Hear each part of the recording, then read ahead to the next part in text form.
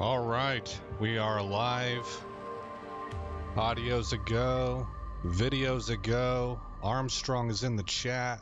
We have a green box for stream quality and 0 dropped frames, so everything's looking real good. Welcome to the channel, everybody. I am Aesop Grimm, and this is the game that I'm going to be streaming over the next few weeks. Deus Ex Mankind Divided. I want to prepare everybody, anybody who's not played this. I just learned, I guess, that this game, it's kind of short. It's like 12 hours of gameplay. We have Square Enix to thank for that. The developers wanted this to be longer. They had content for it, but Square Enix stepped in and wanted to make it a 2-part series, so they split it. And we're still working on the second part, and then we just never saw the second game. If you read the background context and some of the kind of ridiculous controversy that was being thrown in their faces at the time because of real world stuff going on, I think it's fair to say that maybe there was our current, I guess, political climate dissuaded them from pursuing this project. Maybe we'll see it in the future. I don't know. But this game itself, a lot of people say that the way it ends kind of feels it feels like a cliffhanger. Well, it's supposed to, so keep that in mind. Armstrong asks, what about you? Anything exciting going on? Have you played Deus Ex before? Yeah, Armstrong, actually I played the original Deus Ex back in 2000-ish. I don't remember when it came out, but whenever it came out, that's whenever I played it, if I remember right. And it was unlike anything I'd ever done before. I mean, at that time, it was really groundbreaking. The amount of choice that the player had was unprecedented. And then I played Human Revolution. Get this, man. I don't know how you feel about this, so this might not really resonate with you, but I played it in 2020. It's a game that I had bought years ago. In fact, I want to say that I bought Mankind Divided and Human Revolution about the same time. The way that I saw how do I put this? I didn't play them right away. I don't remember what the reason was for. And then later, as we pushed forward, the way that I saw the trailers and stuff, I was kind of like, man, I think this game's going to be woke as hell. And that's not my cup of tea. And then finally, whenever I went ahead and got around to it, it was 2020. COVID was happening. We'd made the unfathomable decision to quarantine nationally. That's my position. And I started playing Human Revolution, and we were running into stuff with the WHO and all that was just, I mean, all of the content that the game was dealing with, having been made years earlier, was just blowing my mind, man. And I don't want to get too much into it because we're on YouTube right now, but that brings up the next thing that I'm going to say. And Armstrong, this might be a downer for you. I put it into my intro video that's been up on my channel for a little bit, but we're going to start streaming this on all 4 platforms that I'm on. That is Rumble, Kick, Twitch, and YouTube. But only because of the content of this game and the reactions it may elicit from me, I am going to be turning YouTube and Twitch off like 10 to 15 minutes into the game. Now, whenever I do that, we're going to take a short break, and I'm going to bring up a Be Right Back screen that in the top left and the top right are the URL links for both my Rumble and my Kick channel, if anybody wants to follow me over to one of those platforms, whichever you prefer. And I do have pop-up chats up for both of those platforms, so I will see your chats, but I'm not going to be streaming this game on Twitch or YouTube. The game's probably fine, but I don't really necessarily trust my reactions to it to be what I might deem to be quote unquote YouTube friendly. So there's a heads up there. Armstrong says, "Oh yeah, I played Deus Ex and Invisible War in like 2012." See, I never played Invisible War. I didn't get to that one. After Human Revolution came out in 2011 because I really liked the lore. Yeah, so many things were predicted in these games. Yeah, yeah. So you and I agree on that. I mean, it's pretty nuts how many parallels you can draw. And I was happy to have the other thing before we get started that I'll say that for me is like I might even qualify it as personal enrichment. When a lot of the woke stuff happened, what occurs is that when you have a divisive topic, it does exactly that. It divides people into polarized, often binary camps. And I had remembered reading up because I was investigating. I was like, I couldn't really get a total handle on it, and I couldn't decide is the game woke or not. So I was reading some interviews with the people who developed it, and they were coming from the perspective they themselves are minorities that live in Canada. So I read that, and I'm like, oh yeah, here we go, man. And I wrote it off. I was like, I'm so sick of this stuff, and because I think it's when it comes to certain groups out there, I think it's a false, what do you call that? The premise is incorrect. And I don't even really blame those people. I think that they've been socially engineered. I think that they are a testing ground for some really heinous things, man. And that it's about controlling society and splitting groups up. There's actually a political theory. It's an official political theory. It's taught in well, I don't know if it's taught in poli-sci, but it's discussed at the academic level about pitting groups of the population against each other so that then they don't pay attention to you, and you being the one in power, right? And so, hey Sven, nice to see you, bud. Welcome to the chat. And so anyway, the point I'm trying to get to is that I did some more reading. I just kind of kept picking apart what they were saying in their interviews and stuff. And the conclusion I reached was that this is not woke. That not everything that talks about race is woke, right? And I have always thought that. But again, the nature of the discussion is meant to divide people. And so you start drawing lines, right? Two political parties and behind closed doors is it's just one. Yeah, I agree. and see, we're already getting into stuff where I'm like, this is why I'm not going to be streaming on YouTube or Twitch for very long. This game is going to be transitioning really quick over to just exclusively Rumble and Kick, and I will put the I'll put the slide up that shows the YouTube channels, but it's all Aesop Grimm. Or not YouTube channels, but the channel names. It's all Aesop Grimm. But let's go ahead and get started. And this is just it's an excellent game. It is right up my alley with a lot of the things that it purports and puts forward. I think I'm not sitting here telling you that this thing is Nostradamus and it's got everything accurately portrayed. Of course not, right? But it's in the ballpark of some stuff, man. So let's hit story. Go with a new game. And I think I'm going to go give me a challenge. You enjoy a good story and a good challenge. This is how the game is meant to be played. Yeah, that sounds good to me. All right, we'll run with that. Are you sure you want to start a new game? Autosaves will be overwritten and some progress may be lost. Yes. The reason that's there is because I had started to play this on my Rumble channel. At that time, it was a Rumble exclusive. I do have a Human Revolution entire playthrough up on my Rumble channel also. But for whatever reason, and I don't remember what it was, but I stopped playing it. I think another game came out, maybe Bannerlord or something, and I got caught up in that. But here we go. Yeah, let's watch the recap video. Oh, it's 12 minutes long. Well, I don't care. We're going to watch it anyway. The year was 2027. Advances in biotechnology were helping people improve their physical and mental abilities to an amazing degree. provided, of course, they had enough money. A new breed of people was emerging, half human, half machine.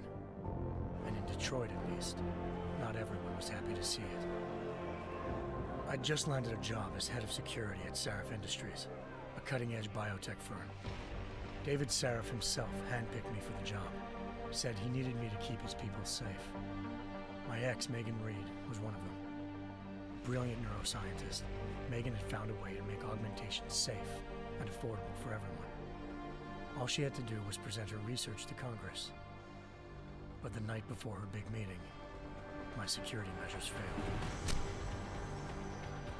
A team of Black Op mercenaries stormed into Sarif headquarters, massacring everyone in sight. 3 of the mercs were heavily augmented walking tanks. Their mission? Take out Megan and her team. I tried to stop them, but their leader tossed me through a plate glass wall. Last thing I heard as his bullets slammed into my brain was Megan's dying scream. I should have died with her. Only I didn't. High-end military-grade enhancements saved my life.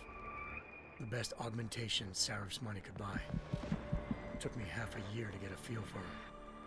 Should have taken longer. But 6 months into my recovery, Sarif Industries was attacked again. This time, by a radical group of pro-human purists. Violent, militant, and fanatically opposed to human augmentation.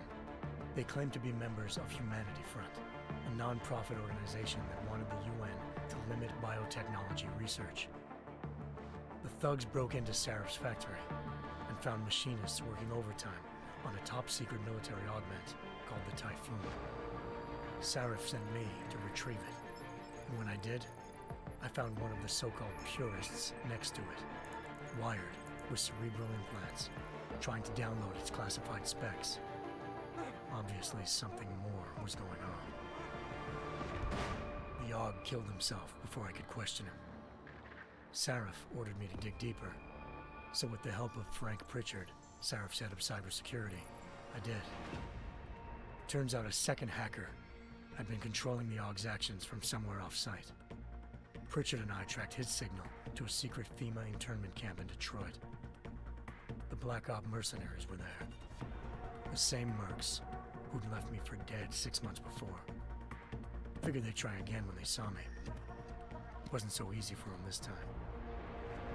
I took out the tank named Barrett. Even got him to give me a new lead. A penthouse apartment in China. Of course, we both knew it would be a trap in the end.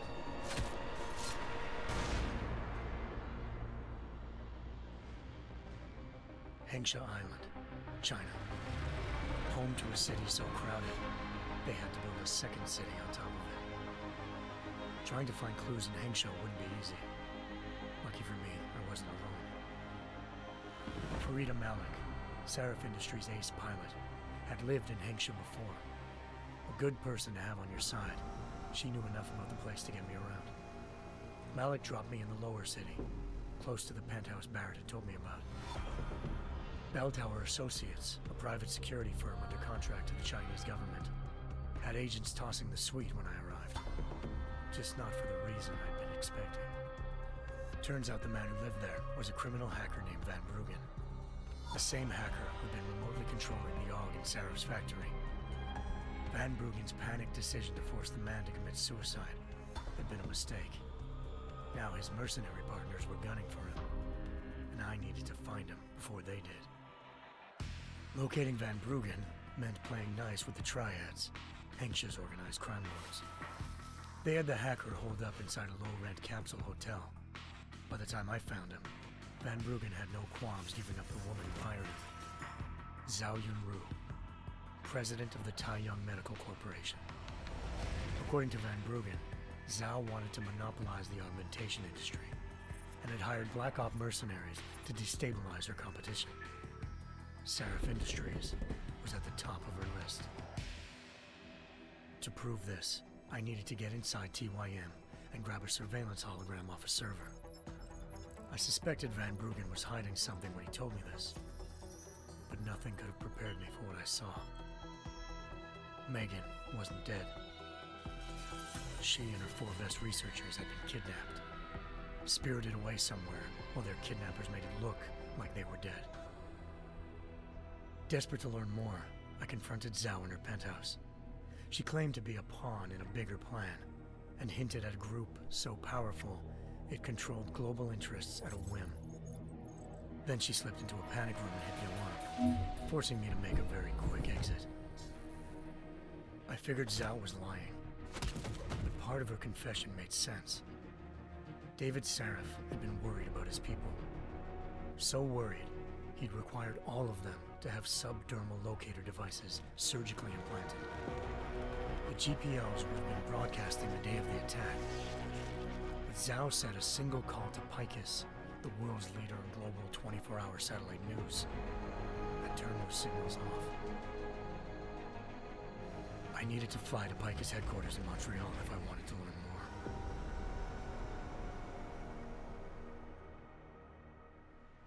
Eliza Cassan, Picus Communications' First Lady of News.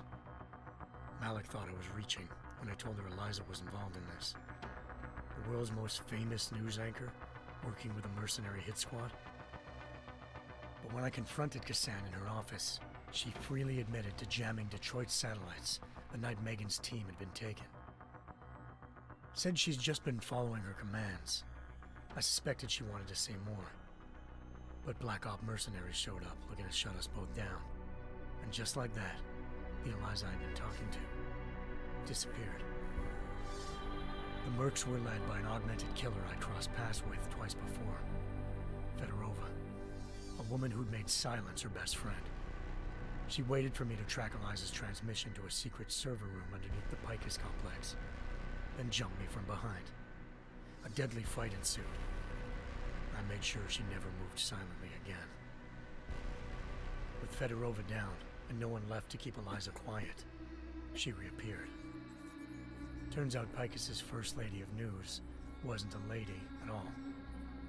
She was a sophisticated AI program, engineered to monitor data streams and control what people believed. Eliza told me the Mercs had brought in a Humanity Front doctor named Isaiah Sandoval to remove the scientist's implanted tracking devices while Detroit's satellites were down. She also told me to speak to David Sarif if I wanted to learn more. By the time Malik and I got back to Detroit, tensions between normal and augmented citizens had reached a flashpoint. Riots were breaking out in several cities, and the UN was being urged to intervene. Sarif was trying hard to convince Hugh Darrow, the inventor-turned-philanthropist who'd once been a leading proponent of enhancement technologies, to help stop a possible regulatory vote. Sarif had a lot riding on Darrow. Megan's discovery would have given millions of people the chance to evolve beyond their normal human abilities, and at the same time catapulted Sarif Industries to the top of the Fortune 500. According to Sarif, Megan's kidnappers knew this, and didn't want people evolving unless they controlled how it was done. He called his enemies Illuminati, and urged me to keep searching. Determined to do so, I tracked down Sandoval via America's most outspoken augmentation opponent, Bill Taggart, Sandoval's boss and founder of Humanity Front. Sandoval admitted to operating on Megan's team when I confronted him, but said he hadn't removed their GPLs. He'd merely switched them to a different frequency. Pritchard was able to trace one of the signals to China. Malik and I immediately took off in pursuit. Unfortunately, the Illuminati were one step ahead.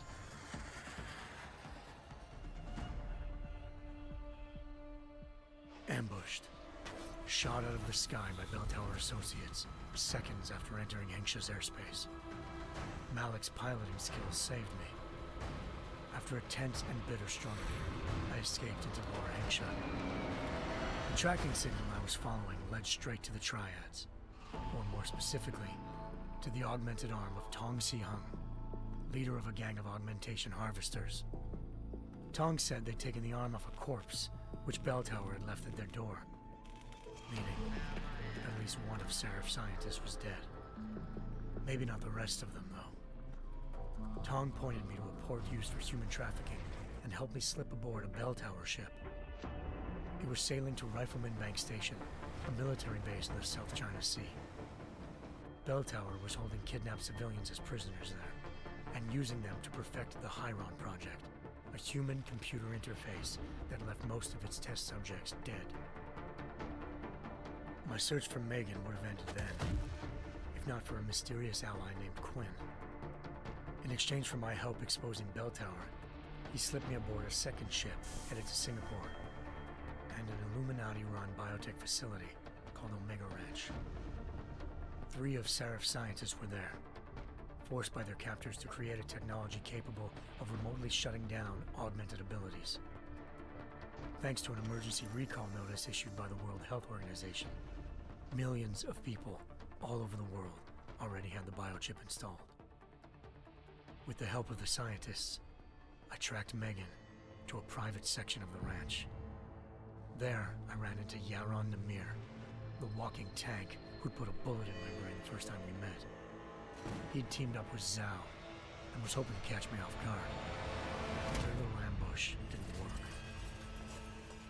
I found Megan in a suite belonging to Hugh Darrow, the billionaire philanthropist who'd Seraph had called on for help.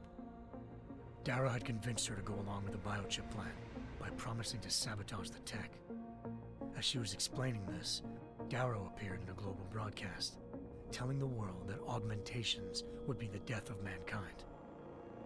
Then he activated the biochips to prove his point. All over the world, augmented people flew into a killing frenzy. Darrow had betrayed everyone, and it was up to me to set things right. To do it, I had to reach Panchaea, a massive installation in the Arctic Ocean. As I raced through corridors built by an all-augmented workforce, I saw death and destruction firsthand. By the time I shut down Darrow's broadcast, I knew the damage he'd done. Still, humanity's future remained unclear. How would the world react to this sabotage? Would people ever regain their faith in augmentations again? What would be the Illuminati's next move? Only time could give us the answers.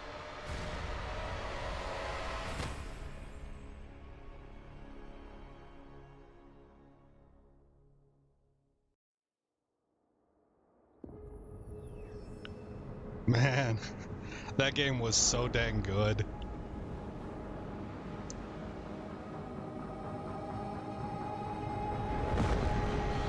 And here it is, Mankind Divided, obvious visual upgrade. Now look at it.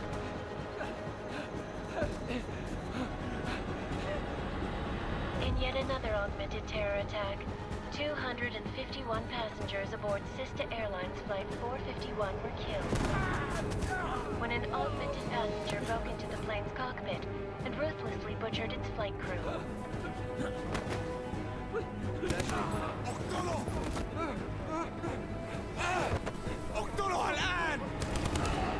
Details recovered from the black box recorder suggest that the man may have been suffering flashbacks to the AUG incident. That horrible day 2 years ago when augmented people all over the world flew into a psychotic killing spree, causing the greatest loss of life in recent history. Sometimes, you just have to let go. And embrace what you've become. Not gonna go all wonky on us now, Hansa, are you? Well, if I do, McCready, I guarantee you'll never see it coming. Agent Jensen, am I gonna have a problem with you? No, sir. No reason to assume you would. Good, because you are the only augmented operative on this team, and I intend to make good use of you. Listen up, all of you. We got a sandstorm barreling down our ass and we can't afford to make mistakes. We're going after this man, an arms dealer named Shepard. He's ex-Bell Tower, one of the Special Forces commanders who disappeared during the incident. And he's come out of hiding? That cannot be good. It's not. He's selling weapons and military-grade augments to terrorists. This is Iran Singh, the undercover agent who lured Shepard out of his hole. Best you see Interpol's got. For 3 years he's worked hard to get in tight with the Jinn, an Iraqi smuggling cartel that's infected the Eastern Hemisphere like a plague. Last week, our arms dealer sent a message to the Jinn, offering to sell them a shitload of black market merchandise dirt cheap. They told Singh to handle the buy. They're not gonna like it when Interpol disrupts their party. Singh's cover really that good? It is right now. We need to keep it that way. This is where the deal's going down. A half-finished high-rise hotel that's been abandoned ever since the incident. It's not a pretty picture inside. Let me guess. Most of the laborers were augmented with heavy-duty industrial rigs. So when the incident hit, and they all went schizo, things got gruesome real fast. And no one, except for some homeless junkies, have been inside the place ever since. So what's the plan, Director? Singh's meeting Shepard on the ground floor, inside the hotel's main atrium. He sent the bulk of his Jinn crew to the penthouse levels to secure a vantage point. I want McCready's team to take up positions overlooking the atrium and make the arrest. Jensen, you're going in solo from the roof. My objectives? Keep the Jinn from joining the party. As far as we can tell, only one route connects the atrium to the penthouse level, a halfway decent elevator shaft. Here. I want you to block access to it. Fine. Just cut me loose. Do you plan on relying solely on your augments for this one? I'd recommend taking a little hardware, just to be sure.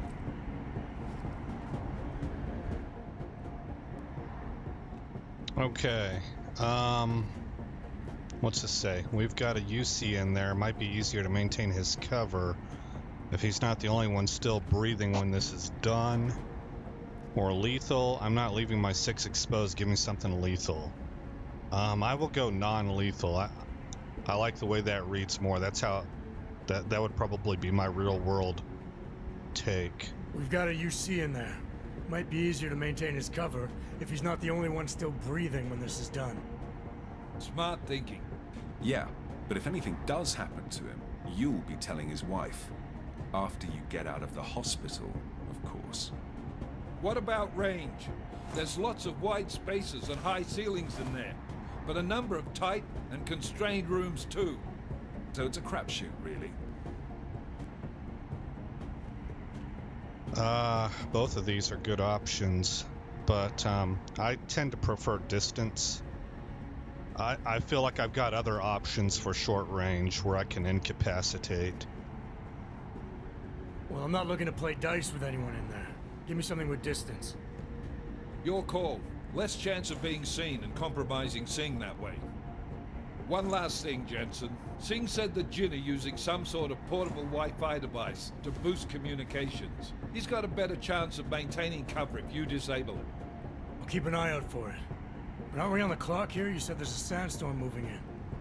There is, and we got the intel on this mission at the very last minute. So we're scrambling a little.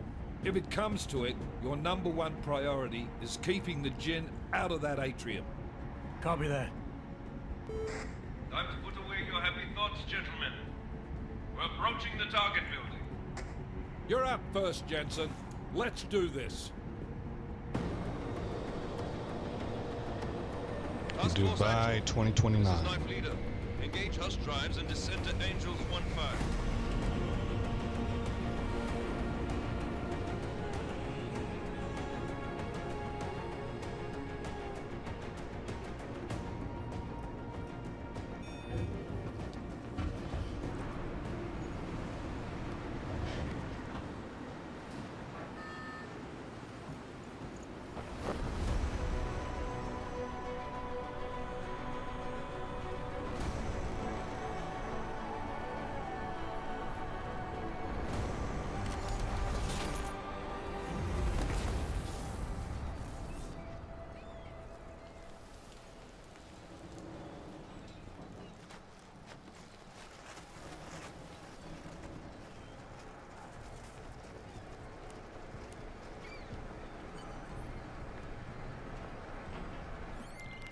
Team leader, this is Jensen. I'm on the roof.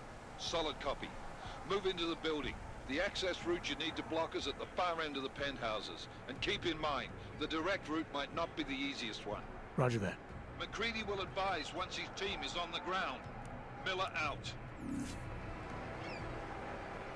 All right. Armstrong says, love Deus Ex. Adam's voice actor is actually in Starfield as one of the main companion NPCs. Oh, that's cool.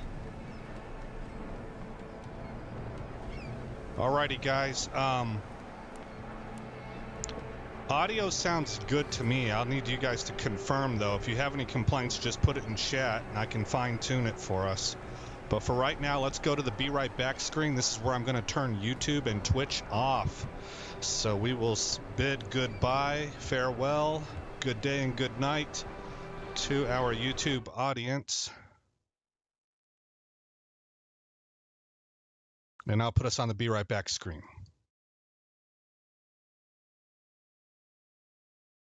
And yes, my audio is there. So once again, top left and top right for the Rumble and Kick web addresses. I'll keep YouTube and Twitch going for a few minutes while we keep it on this screen so that people can get the address. This is a good time to go grab a drink or use the restroom. I will be back inside of 5 minutes.